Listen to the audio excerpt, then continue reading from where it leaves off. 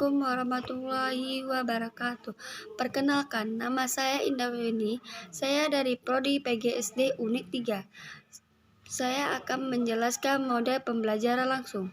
Mode pembelajaran langsung adalah mode pelajaran yang menekankan pada penggunaan konsep dan atau perubahan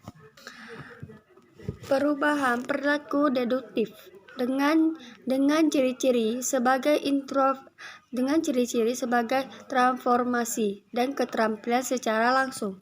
Pelajaran berorientasi pada tujuan tertentu, materi belajar yang telah terstruktur oleh guru-guru. Ada beberapa peran sebagai penyampai informasi, misalnya, dan di dalam hal ini guru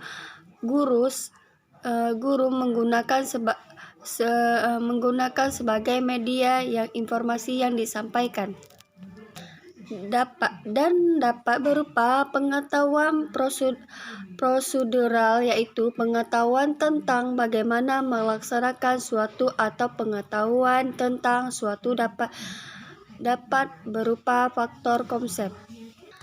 Baiklah, saya akan menjelaskan yang kedua, pelajaran berbasis masalah. Pelajaran berbasis masalah itu merupakan sebuah mode pembelajaran yang menyajikan masalah kontekstual sehingga merangsang siswa untuk belajar dalam kelas, yaitu menerapkan pembelajaran berbasis masalah. Siswa bekerja dalam tim untuk memecahkan masalah itu tersebut di dunia nyata. Mode pembelajaran yang menantang siswa untuk belajar bagaimana belajar secara yang berkelompok untuk mencari solusi yang pertama soal dunia nyata.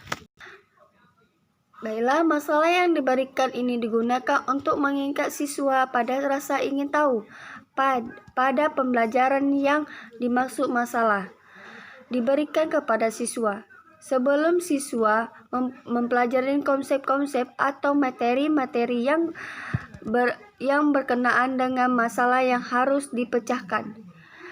Masalah konsep pelajaran berbasis masalah ada terbagi menjadi 4. Yang pertama, permasalahan sebagai kajian. Yang kedua, permasalahan sebagai pengajakan pemahaman. Yang ketiga, bermasalah sebagai contoh-contoh. Yang keempat, bermasalah sebagai bagian yang tak terpisahkan dari proses-prosesnya.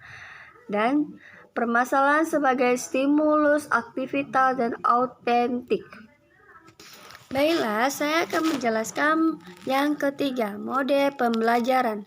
Apa itu mode pembelajaran? Mode pembelajaran adalah kooperatif, adalah rangkaian kegiatan belajar yang dilakukan oleh siswa-siswa dalam kelompok-kelompoknya tertentu. Dan begitu juga untuk mencapai tujuan pembelajaran yang telah dirumuskan. Pada penggunaan kelompok kecil untuk bekerja sama dalam memaksimalkan kondisi belajar untuk mencapai tujuan belajar itu tersebut. Baiklah, mengungkapkan bahwa mode-mode pembelajaran cooperative learning tidak sama dengan sekedar dalam kelompok-kelompoknya.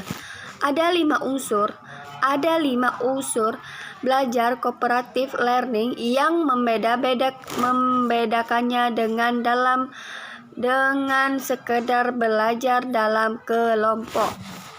Sekedar belajar dalam kelompok ialah dalam kelas kooperatif para siswa diharapkan dapat saling membantu dan saling berdiskusi dan berargumentasi untuk menggasah pengetahuan yang mereka dikuasai. Saat itu, dan penutup kesenjangan dalam pemahaman masing-masing.